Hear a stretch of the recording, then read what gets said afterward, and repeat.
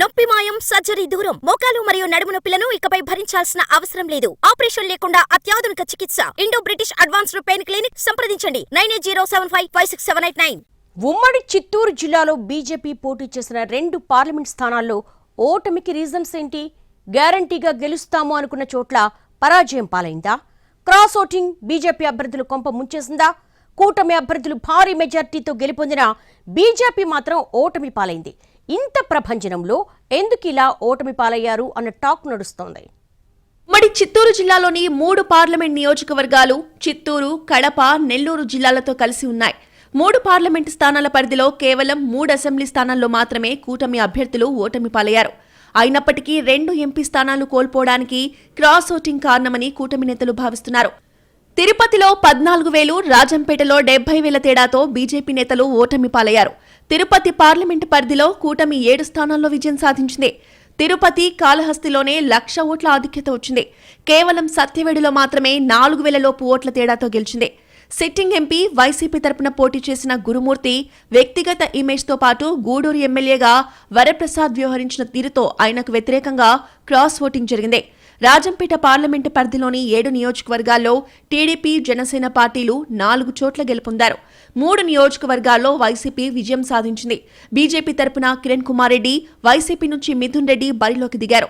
దీంతో నల్లారి కిరణ్ కుమార్ రెడ్డి గెలుస్తాడని అందరూ భావించారు. 10,000 మెజార్టీతో అయినా బయటపడతాడని కిరణ్ కుమార్ రెడ్డి సన్నిహితుల వద్ద చెప్పుకున్నారు. ఊహించని విధంగా క్రాస్ ఓటింగ్ జరగడంతో ఆయన ఓటమి పాలయ్యారు. రాజంపేట అసెంబ్లీలో వైసీపీ 7,000 ఓట్ల తేడాతో విజయం సాధించింది. అయితే ఎంపీకి మాత్రం భారీ తేడా వచ్చింది.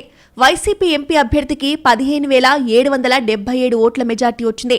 రైల్వే కోడూరులో జనసేన అభ్యర్థి అరవ శ్రీధర్ 11,101 మెజార్టీ సాధిస్తే కిరణ్ కుమార్ రెడ్డికి 3,381 ఆధిక్యత వచ్చింది. రాయచోటిలో టీడీపీ అభ్యర్థి రామ్ ప్రసాద్ రెడ్డి 2,495 ఓట్ల ఆధిక్యత వస్తే 29,632 ఓట్లు క్రాస్ అయ్యాయి.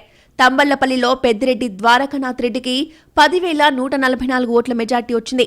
ఇక్కడ బాబాయ్ కంటే అబ్బాయి మిథున్ రెడ్డికి ఏకంగా 21,811 ఓట్ల ఆధిక్యం వచ్చింది.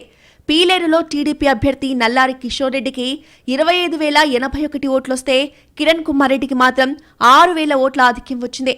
పీలేరులో సైతం 19,000 ఓట్లకు పైగా క్రాస్ ఓటింగ్ జరిగింది.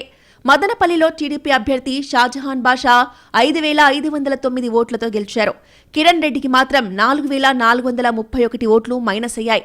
పుంగనూరులో పెద్దిరెడ్డి రామచంద్రారెడ్డికి 6,085 ఓట్ల మెజార్టీ వస్తే మిథున్ రెడ్డికి 21,299 ఓట్ల ఆధిక్యం వచ్చింది.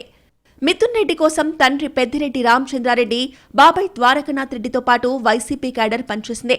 ముఖ్యంగా పెద్దిరెడ్డి అనుచరగణం ఒక ఓటు కూటమికి వేయండి, ఎంపీ ఓటు మాత్రం వైసీపీకి వేయండి అంటూ చేసిన ప్రచారం ప్లస్ అయిందని ఆ పార్టీ నేతలు చర్చించుకుంటున్నారు. దీనికి తోడు మైనార్టీ ఓట్లు కూడా వైసీపీకి వరంగా మారినట్టు తెలుస్తోంది. పుంగనూరు, రాయచోటి, తంబళ్లపల్లి, పీలేరు నియోజకవర్గాల్లో భారీగా క్రాస్ ఓటింగ్ జరిగింది. బీజేపీ క్యాడర్ ఉన్న చోట సైతం పోలింగ్ ఏజెంట్లుగా వారికి అవకాశం ఇవ్వకపోవడంతోనే మైనస్ అయిందని అంటున్నారు. టీడీపీ క్యాడర్తో పొలిటికల్ మేనేజర్లు సమన్వయం చేసుకోలేకపోవడం, ఆర్థికంగా కూడా ఆదుకోలేదని ప్రచారం జరుగుతోంది. పోల్ మేనేజ్మెంట్ వైఫల్యం కారణంగానే మాజీ సీఎం ఓటమి పాలయ్యారనే ప్రచారం జరుగుతోంది. కిరణ్ రెడ్డిని ఓడించి తండ్రికి బహుమతిగా ఇస్తానన్న మిథున్ రెడ్డి అన్నట్లే పంతం నెగ్గించుకున్నారు.